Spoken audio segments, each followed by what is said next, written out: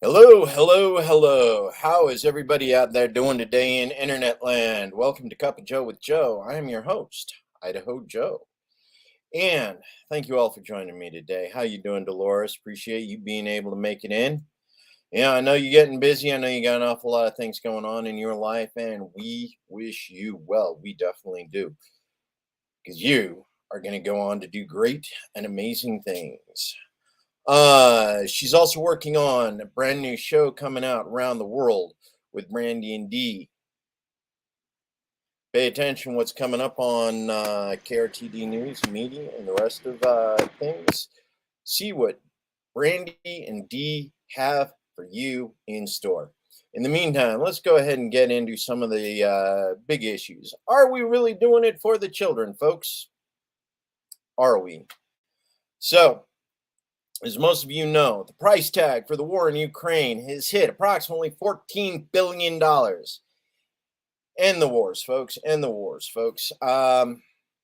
Here we are. We're in the middle of a recession. We're coming up with 14 billion in aid to support a war in another country. I know that number keeps going up faster and faster and faster. I do not know why. Maybe it's because, they're losing. You know, not that it really matters because in war, everybody loses. Ukraine happens to be sucking it right now. Reason why is because they are the battlefield. Whatever else is going on, Ukraine is the battlefield. The people there are the ones who are being hurt. And ironically, a lot of these people, this continues to be an issue because these are people who have intermarried. These are cousins, brothers, sisters. This is a civil war because a lot of these people have been involved with each other. They've been living together for so long. The intermarriages exist. And now we have Ukrainian militants, hardliners, going into areas that were previously declared, autonomous zones. And they're going in and saying, you continue to work under the Russian occupation. You are now a sympathizer and you will not work now that Ukraine has regained the territory.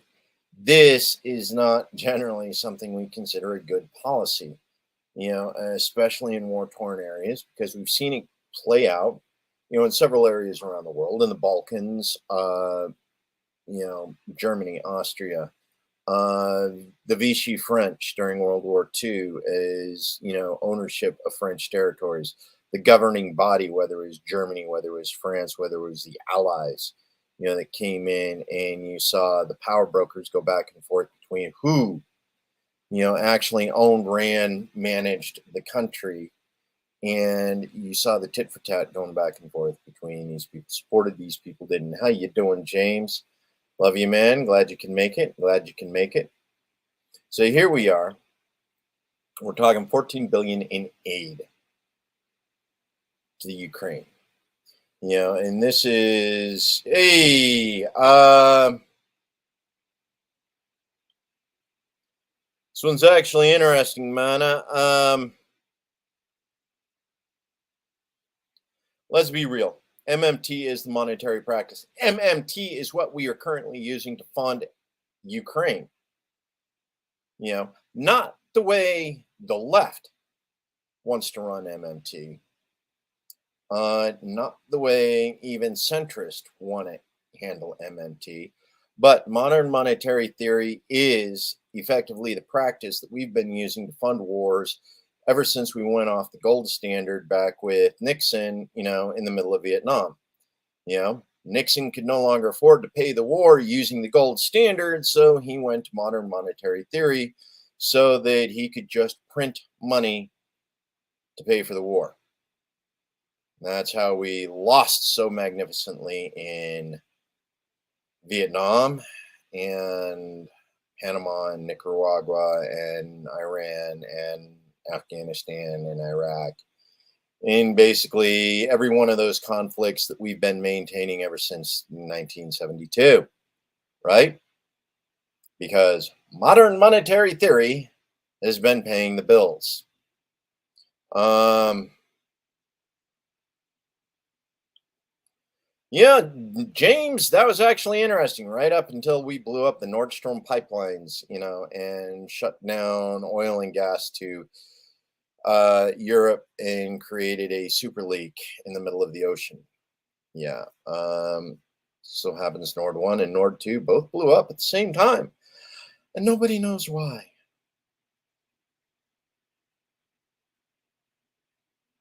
Seriously? That's right up there with nobody knows why Epstein killed himself. Um, 80 billion and counting to Ukraine. You know, I don't know that 80 billion is the actual number. Like I said, the latest tally right now has aid in the last 4 months or last 2 years, I guess, last 2 years to be at about 14 billion in aid. Yeah, NS1, NS2, well planned as 911. Yeah, 911. Yeah, no plausible deniability whatsoever. Um, but man, and this is the thing. Okay, MMT is the theory that we've been using to manage U.S. money, treasury funds, debt, however you want to look at it. Neo-chartalism, this is our fiat currency here in the United States. And for the longest time, we actually maintained enough control that the US dollar was the global fiat currency. The way we mismanaged it over the last 2 years has pretty much said everybody else no longer trusts the US to trust the global fiat currency. And you're seeing things start to shift where the International Monetary Fund, IMF, is looking at somebody else to be the reserve currency. You're looking at Saudi Arabia looking for somebody else to be the US currency. You're looking at gold backed, precious metal backed currencies coming back to the forefront. Now, that really isn't practical here in the US because we measure our economy in such a way that, yeah, we're never going to be able to put enough reserves anywhere to actually own enough to back the currency that we print rather willy nilly. So, MMT, you got people who love it. A lot of members on KRTD do for different reasons. In the hands of the people, as much as what it's done for war, it could do for peace. It could do for infrastructure. It could do for build back better, make America great again. All these things where bankers are now allowed to give money to people to develop the nation we live in, giving us our our money. Yeah. You're going to have to get with somebody a little bit more well versed on what MMT, yes, means under a benevolent democracy as opposed to what MMT means under a malevolent empire. Money's handled the same way. You just got trust the right people with it.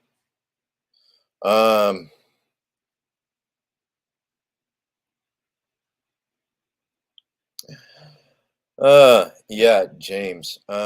Working on that, man. Working on that. For some reason, we still got the old bait and switch. We got an awful lot of people coming in and say, "Hey, vote for me. I'm going to change things. Vote for me. I'm going to change things. Vote for me. I'm going to change things." That's why we keep flipping back, and nobody actually has enough control to change things. And even over the last 50 years, when they did have the control to change things, they didn't change things. The idea that they could have codified Roe v. Wade, anytime over the last 50 years and didn't. Both sides could have done it anytime over the Democrats could have codified Roe v. Wade into existence. Republicans had the opportunity to codify Roe v. Wade out of existence. Neither side did it because that was a wedge issue that brought funding for the parties. Parties sold you out. They took your money and then spent it doing other things because they never had any intention of fixing any of those wedge issues they told you they were going into Congress to fix, that they were taking the presidency in order to fix, which is why that's a good question, James. I actually stopped running for Congress because the people in charge of my party were, oh, asswipes. So honestly, James, I don't know what my price is. I'm sure I got one. We all got one. I don't know what mine is.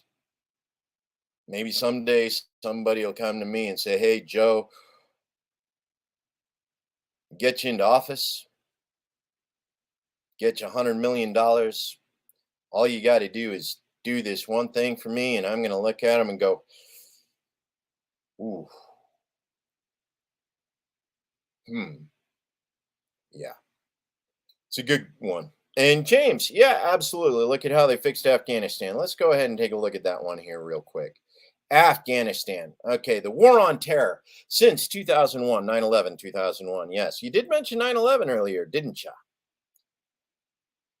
We went to war to make the world a safer place for our children. Meanwhile, those children who were in incubators, in hospitals in the United States during 9/11 when those towers hit are now 21 years old, 20 years old, 21 years old, 21, 21. They're 21 years old and they are fighting the war on terror globally. In 20 years, the war we went to fight to make a safe world for our children is now the war our children are fighting.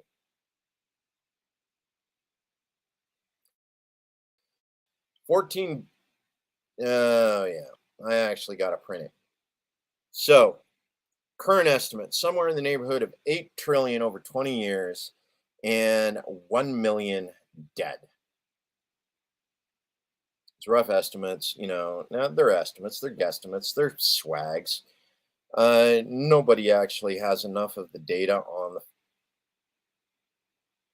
progression. All they got is a probability matrix. Back in 2011, when we committed to a course of action, had we changed that course of action, the options open up. There's people that are looking at that and saying, well, based on the options that opened up and the choices we took subsequently,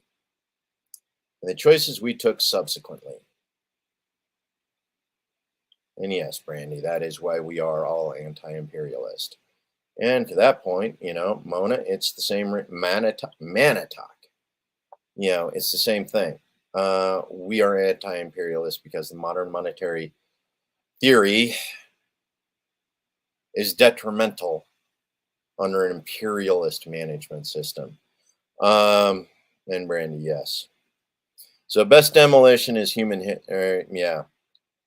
Just not sure why they added the planes. Yeah. Justification, red flag, who knows? Doesn't matter. We know what happened. War on terror, $8 trillion, 1 million dead over the last 21 years. Okay. The kids that were born on the eve of 9/11, 2001, they're 21 years old. They're old enough to drink now.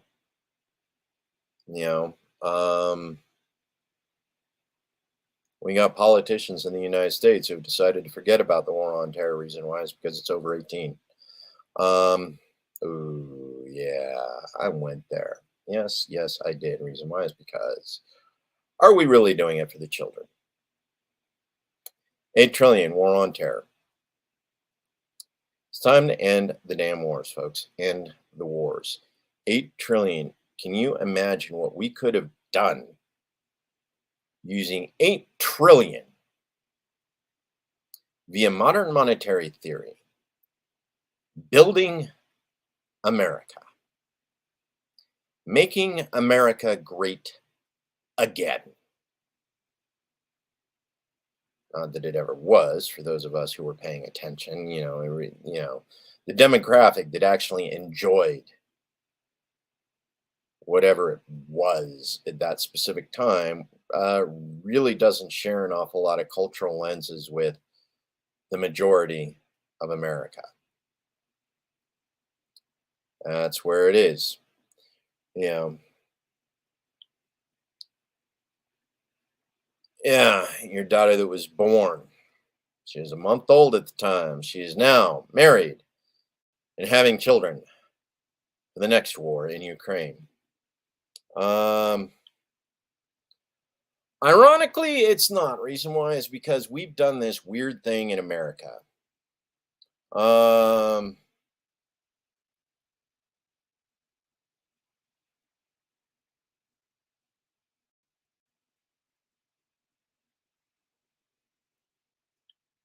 yeah, in the Nord Stream, Russia, we bypassed land right fees. Well, Russia bypassed land right fees, in order to run a pipeline overland. Nordstrom piped it under the water, under the sea, under the sea. Yeah. Um, Last 8 years, Hunter Biden played a huge role in that. Who is else? John Kerry's son, because most of the stuff that happened in Ukraine actually happened under the John Kerry, Secretary of State, the last 4 years of the Obama administration. Most of that was so John Kerry and Hunter Biden were actually CIA agents and co owners of several Ukrainian companies that specialized in oil and gas and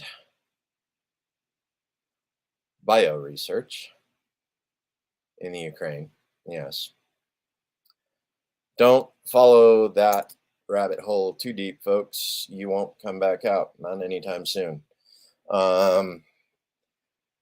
Just know that it's there and don't step in it. But yeah, James, it's interesting. Legal drinking age. Legal drinking age in the States are 21. What is legal age for anything in the United States is one of those extremely flexible things that's actually really problematic when it comes to dealing with young adults in America. It comes to dealing with children in America. It comes to dealing with consent in America. Because the United States has not decided that the line in the sand is actually a line in the sand. We have something in the neighborhood of about 8 different lines in the sand. Yeah, 8. Puberty entitles children to certain actions that they are allowed to have personal autonomy over. One of them, like in the state of Idaho, upon turning 14, a child can actually make their own medical decisions. Yes, they can go to Ward 18. Actually, they can go to Ward 17 here in the United States. Is one of those things that's ironic considering that the U.S. enforces child soldier laws globally, yet we don't actually practice them in and of our own. So 14 in the state of Idaho, medical choices. A child of 14 can walk into a physician and say, I want you to treat me medically, independent of my parents' decisions regarding my health. I want vaccinated. I want my arm set. I want birth control. I want, well, not anymore, but it used to be a 14-year-old girl could walk into the physician's office and say, I want an abortion, and the physician could provide it. It's 14. 16, emancipation, state of Idaho. 16, you no longer have to legally attend school or legally be tracked for education purposes in the state. 16 also has certain other things. 16 is legal age of consent in many places. You can get married at 16 in the state of Idaho. 18. No, 17. 17, you can join the military. You can start talking to a recruiter as soon as you turn 17. At 18, you are of a majority. You can vote. You can sign contracts. You can take out student loans with places of higher learning who will sell you a $100,000 piece of paper says you're qualified in gender studies.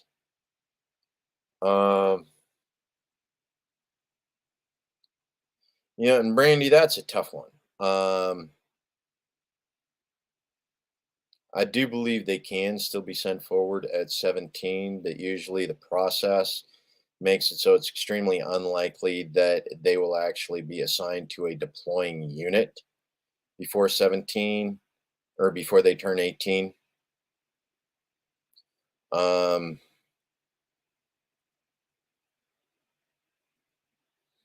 So as far as combat operations, becoming a combat veteran at 17, because of the pipeline, that's a tough one. But back to your issue of ages of importance. 18, vote, own a firearm, be able to purchase a firearm on your own. Take out contracts, be treated as an adult, which is ironic because at 18, you are now an adult. You can be tried as an adult for crimes committed as an adult. Yet you can't legally drink until you're 21. So here you are being tried as an adult for drinking under the age of 21. For drinking and driving with the writer of drinking under the age of 21. There's other various limits. So you can't go into a bar until you're 21. You can't serve liquor until you're 21. Yeah, James, they can. They're not supposed to. That continues to be a huge debate. Some states will, some states won't. But yes, there are children as young as 12 that has been tried as adults on trumped up charges and executed even though innocent because they were black. Yeah, we got that history, folks. Yes, we do. Yes, we do. Yes, we do. So again, are we really doing it for the children? 24. There are certain places like, car rental companies will not rent to you until you turn 24. Why? It's because they want you to be 24. And Brandy, that's another thing. Ownership of guns, 21 to purchase. You're an adult at 18, but you can't be trusted with a gun until you're 21. You can't be trusted with alcohol until you're 21. You can't be trusted with marijuana until you're 21, even though they will literally throw you in prison for fucking ever for getting caught doing something at 18 that is perfectly legal to do at 21. Yes, you can. Some states have got to make the laws where you can't even smoke and vape until you're 21 now. Used to be 18, now it's 21, because even though you can be tried as an adult, you can be sent to prison, you can be locked up with hardened criminals, you can be raped in prison on a daily basis for something that if you'd waited just 3 years to do, would have been legal. Yeah. America's fucked up, and we definitely are not doing it for the children, folks. We definitely are not doing it for the children. So, let's moving on. What else do we got here? War on terror, 8 trillion, 100 million dead over the last 20 years. That is the cost of war. Just for comparison's sake, 2 years in the United States, excess deaths.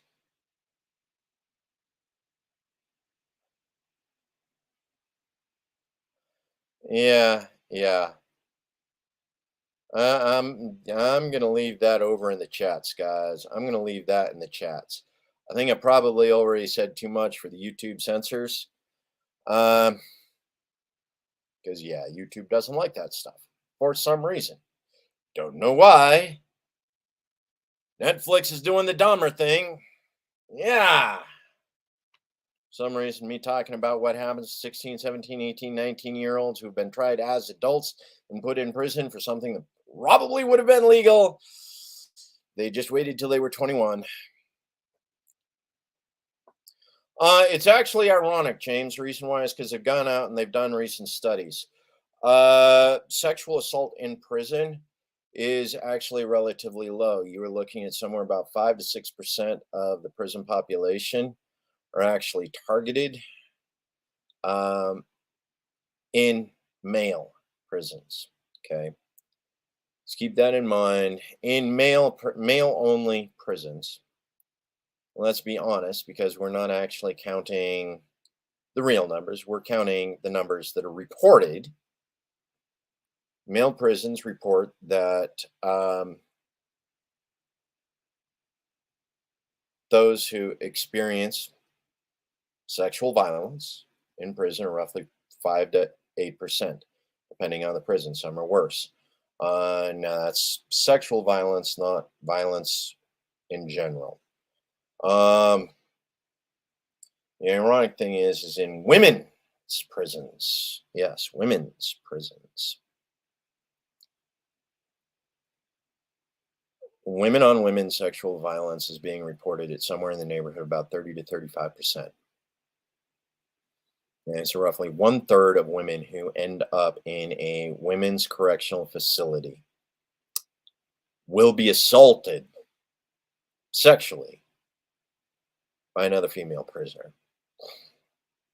And that doesn't even take into consideration the abuses associated with male guards in many of those prisons.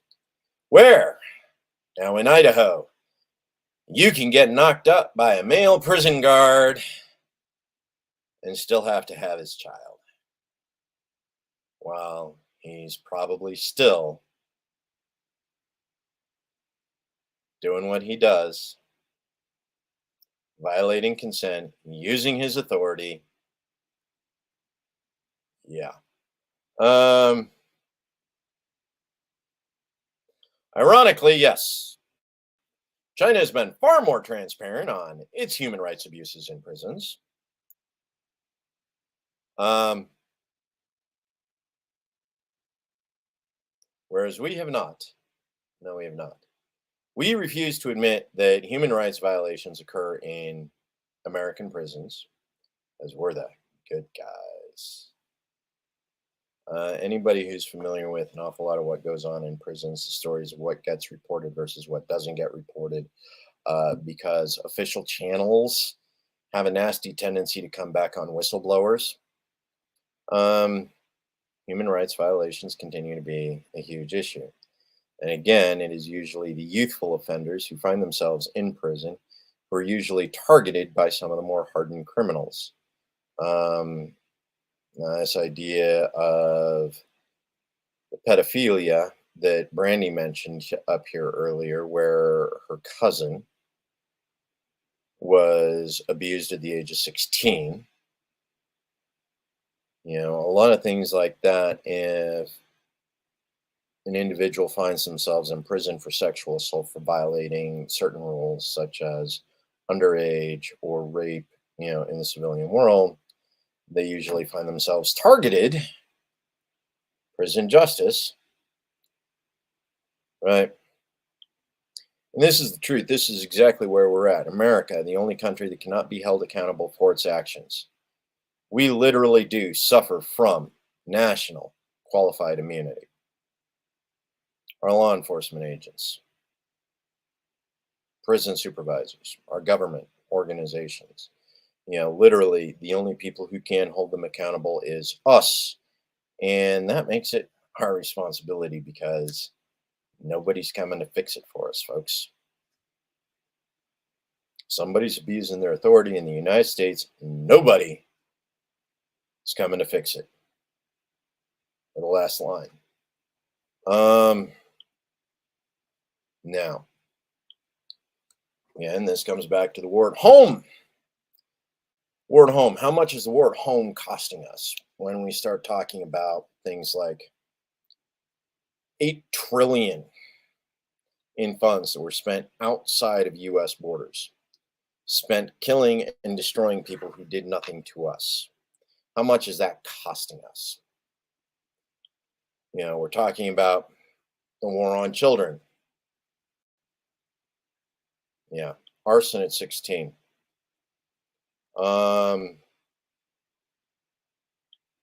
This is one of those things. We've sanctioned international courts because they were investigating the U.S. Yeah, we investigated ourselves there, James, and found that we have not done nothing wrong. We know how that works. We do it all the time. So the war at home, priceless. Reason why is because we continue to experience the war on drugs here in the United States.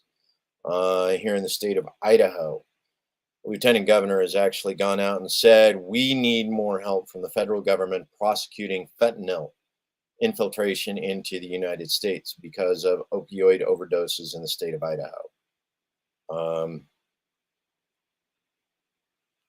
There is no one quick fix. Yeah, we know that one, James. We know that one.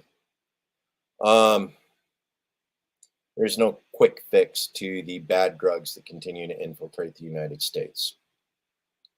A lot of people want to go out and blame the drug dealers. Folks, drug dealers are not the ones poisoning America. Drug dealers are black marketeers. Black marketeers need a market to keep making a profit, to keep making the risk versus reward worth it.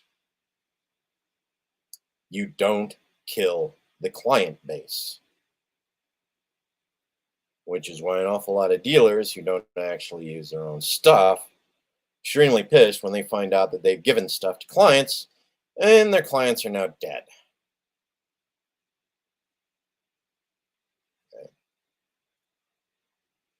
Back during Prohibition in the 1920s. Yes, who remembers that? New York City hired an awful lot of police officers. You know what those police officers went around and did? They went around and poisoned alcohol and then sold it to speakeasies, where speakeasies then served it to clients, and their clients died. That was not the speakeasy owners. That was not the liquor distributors. That was not the liquor producers. That was not the bootleggers. They were poisoning American citizens in order to dissuade American citizens from drinking alcohol. It was the United States government. Now, what we are dealing with right now, surplus deaths in the United States related to COVID, okay, have exceeded 1 million. Whether that was 1 million dead from COVID, 1 million dead from associated causes, 1 million dead from economic depression, 1 million dead from suicide, or any combination of the above really doesn't matter. 1 million were dead because of gross government mismanagement of the COVID issues that affected the economy, affected the population, affected the health and welfare of the general population. Yes, that general welfare clause of the federal government in the Constitution, that thing that ultimately took what was supposed to be a free state of the Confederated States of America and transformed us into the Republic, and responsible for the general welfare of the people. Yeah, James, best way to hide it, become part of the government. So right now what it is we're dealing with a war at home. We are continuing to see increased infiltration of fentanyl which has a relatively low dose rate required for overdoses. They're even working on more designer drugs.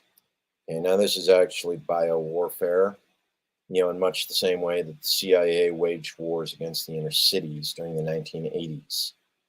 The idea that by making something a little bit different, you could actually kill the people who use it.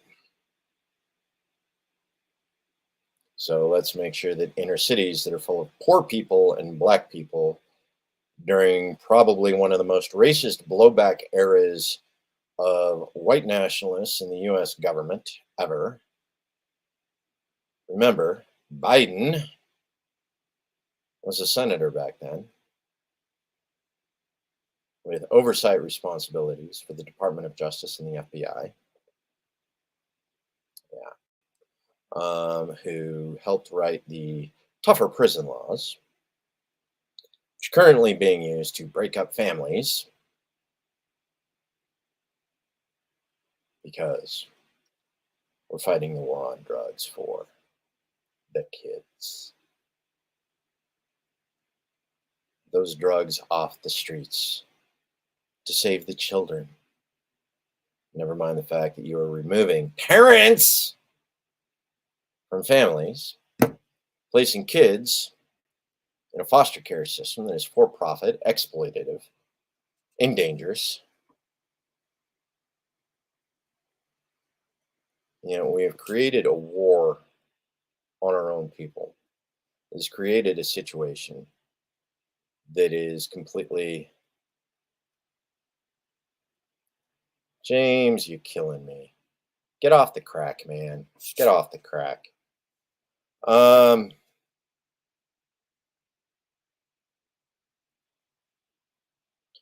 mean, think about it. Right now, we're spending money to blow up kids overseas while other nations are sending poison to our own shores, disguised as common use drugs, heroin, Xanax. Man, they're actually pressing fentanyl into forms that we use in so many other drugs. Turning them into street drugs. Yeah. Now here we are, we're looking at rent increases. More and more people with children can't afford to pay the rent to keep a roof over their child's head. They're being displaced. You now have homeless families, homeless children, food insecure children. Yeah, I know. Johnson. Yeah. Doesn't matter who owns the patent on it. It's who's producing it and who's distributing it.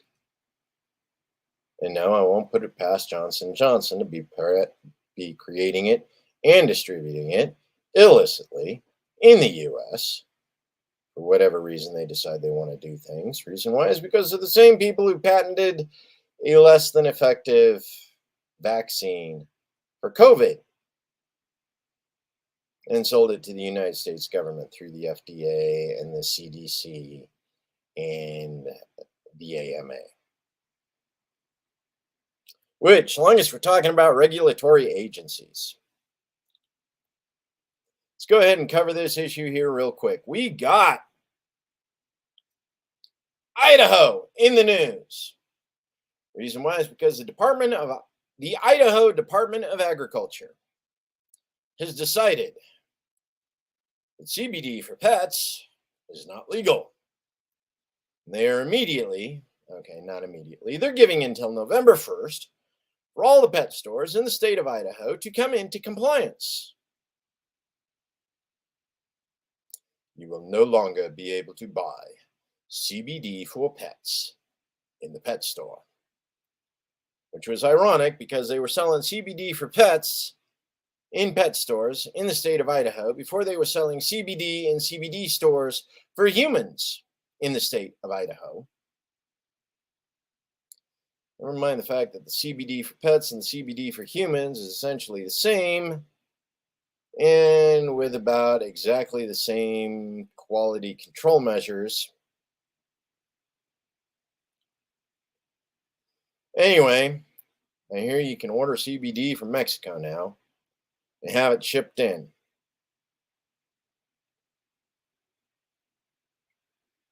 Won't be able to hold your local pet store responsible for what they sell you anymore. They won't be able to validate the quality of the stuff they sell you anymore because you're getting it by mail from someone. I hope you got a good mail order provider because it's going to become important if you really want to keep your pets alive. Now, for those of you who are veterans, those of you who suffer from post traumatic stress injury, reason why this is of particular importance is because CBD for service animals, CBD for companion animals that help with people who are, it is, James. It is. And yeah, I agree, Brandy. Yeah. Um,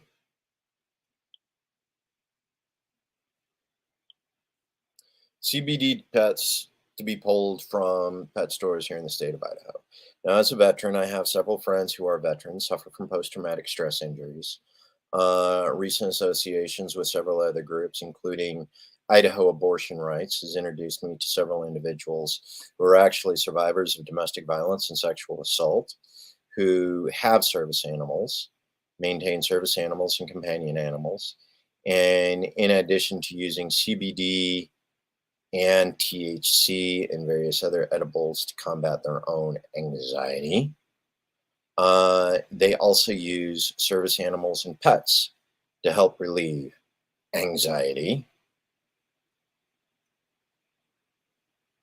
And now, thing is we have CBD, which has been known to prolong the quality of life as well as the length of life of our pets, of our animals, of these service animals that individuals become very attached to, very dependent upon. Yeah, James, right now is probably not the best time to be moving to Idaho. Um, yeah, think twice about that. We got people saying Idaho's the freest state in the union. Yeah, dude, no. Stop trying to sell me that BS, man. They'll throw you in prison for smoking marijuana. They'll kill your pet for using marijuana on it. They will throw you in prison. We actually, according to last report, Georgia and Tennessee are the only two states with a higher participation rate in corrective super control. That's what Idaho Prison or the Prison Project calls it, is correctional control. Idaho currently ranks number 3 under correctional control. And I wonder if that's because we don't rank higher because 2,000 of our prisoners are actually living out of state in for-profit prisons. Yeah, that's going to be the way that goes.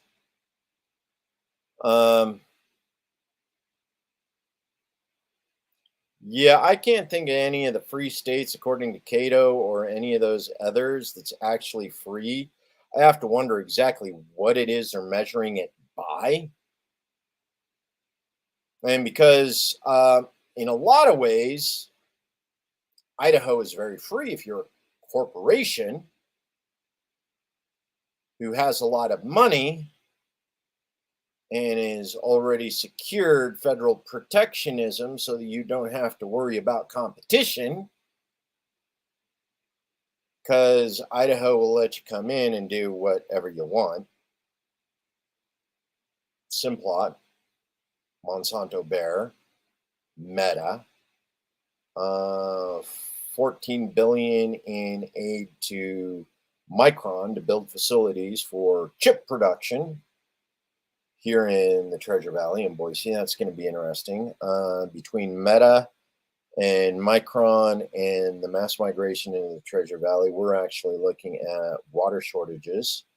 We're going to have to increase the quality of our water treatment facilities. Because as it is, our water treatment facilities are already overstressed all throughout the Treasure Valley. We are not able to return the water back to the river in a level of quality that actually guarantees the quality of the river water downstream. Yeah, we're running into that problem here. Growth. Um, mm, no, we don't have 22 million yet. Coming up fast, though. Coming up fast. We got roughly 1.2 million in the greater Boise metro area. That's all of Southwest Idaho. Basically from Mountain Home with the Air Force Base, clear through Boise into Emmett, and even includes a small chunk of Ontario, which is 60 miles and just across the border from downtown Boise. All represents the greater Boise metro area. 1.2 million ish.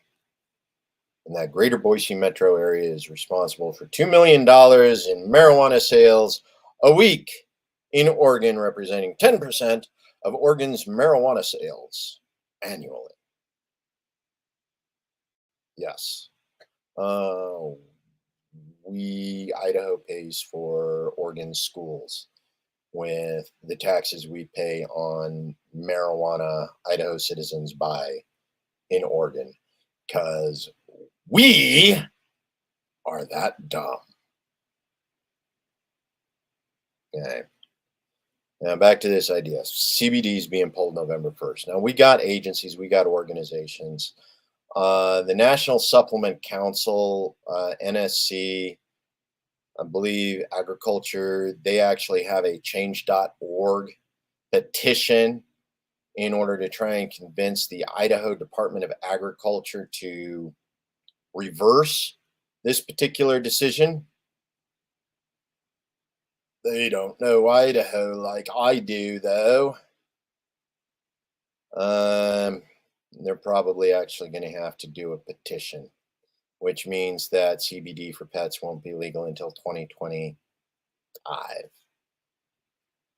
Unless they actually do the legwork and get people elected in 2024, because let's face it, because we weren't paying attention this year in 2022, we did not get enough sane individuals running against the anti-CBD crowd, the anti-marijuana crowd that run.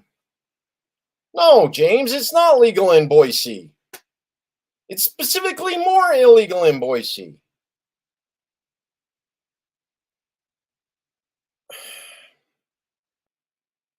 I don't know why, I don't know how. Well, part of it is the enforcement. Boise Police Department actually has a drug enforcement wing inside the Boise Police Department, which means it's more likely to actually be arrested for it in Boise than through the sheriff's drug enforcement department in the county or the Idaho State Police's drug enforcement all throughout the state. So yeah, you're actually more likely to get arrested for it in Boise than anywhere else in the state of Idaho. No, it's not legal here.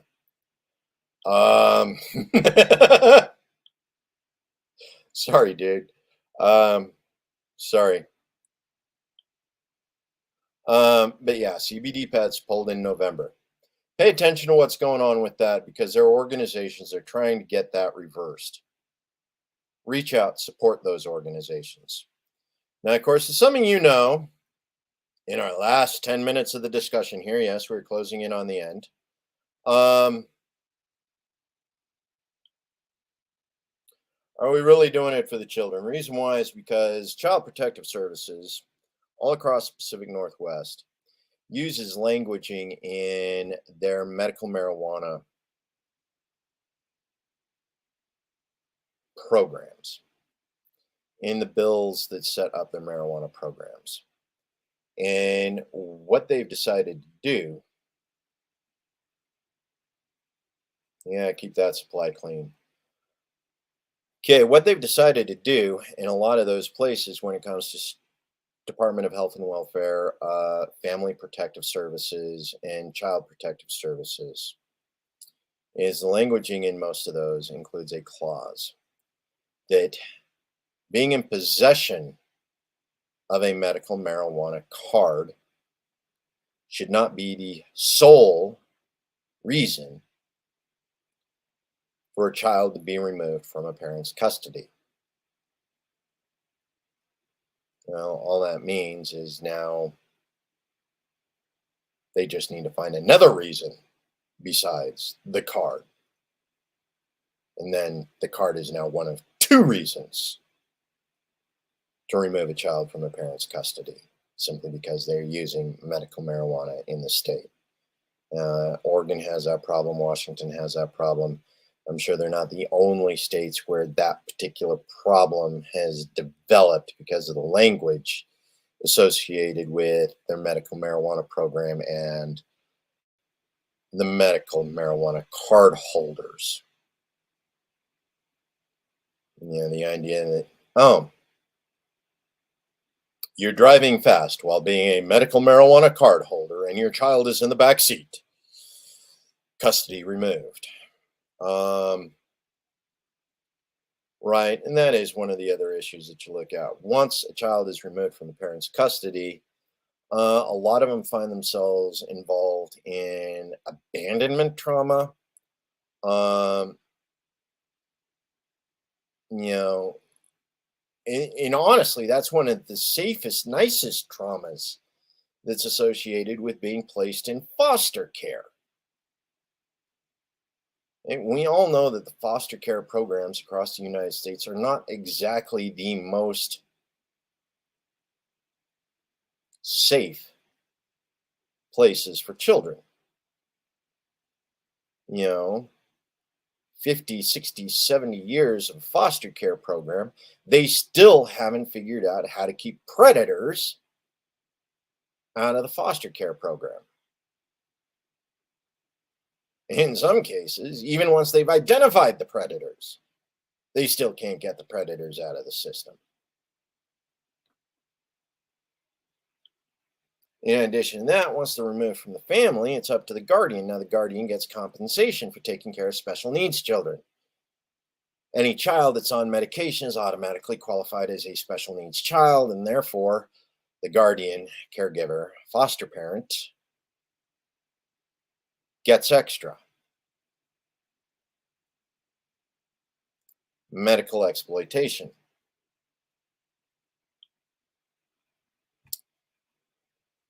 State sponsored, state managed, state endorsed, I guess that's the one I want, state endorsed child trafficking.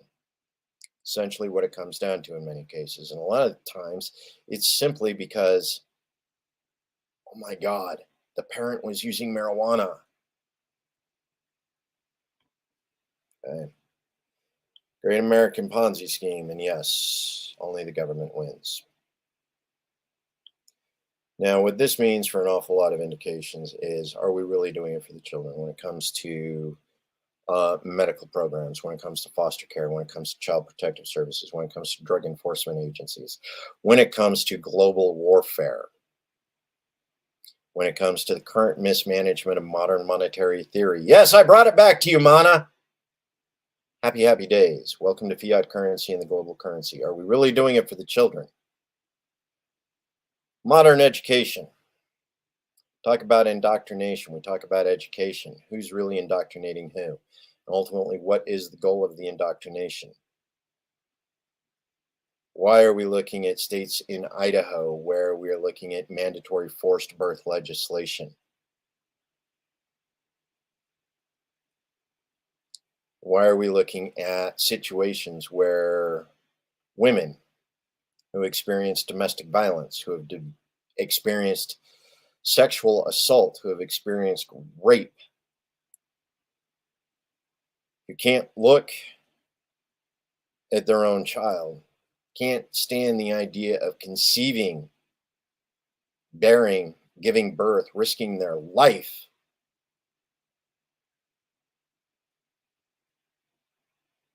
to ensure that a child of the rapist can draw its first breath.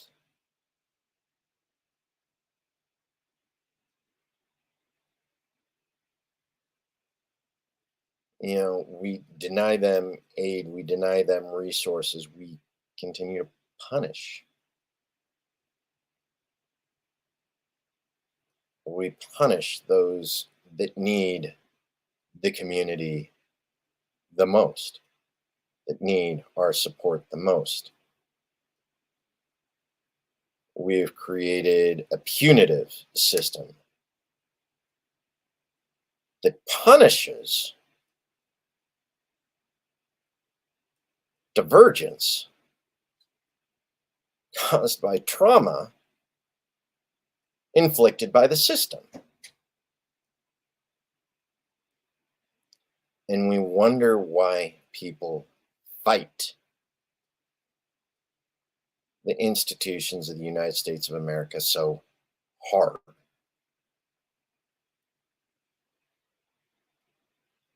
Some of us look at these institutions and we go, yes, they were great for us. And then when we get the stories from those who couldn't conform, who couldn't comply,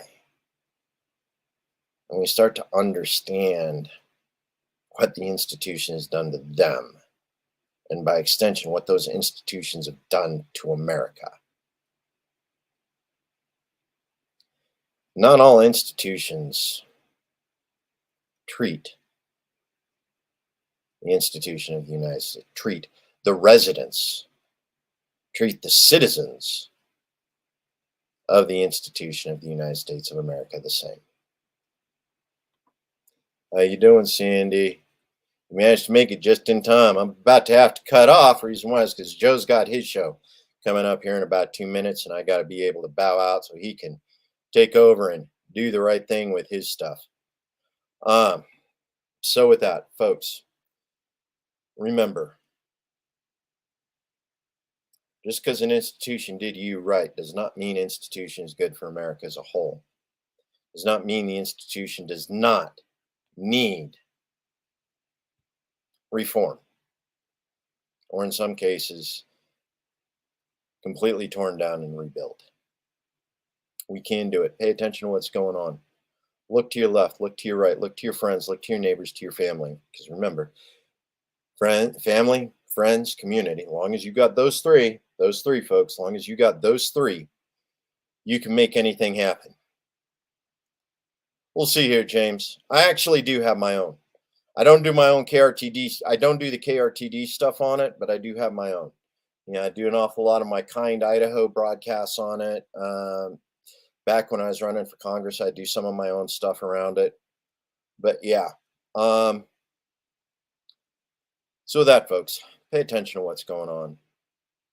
The world needs you to step up and fight what has been done to the American institutions. And not just for the rest of the world, for the people who live here, for the people who have been destroyed in order for certain institutions to continue to exist in the way they do. So with that, I'm going to sign off, folks. Remember, family, friends, community. As long as you got those three things, you can make anything happen. Go out, burn bridges, build more. Peace, guys.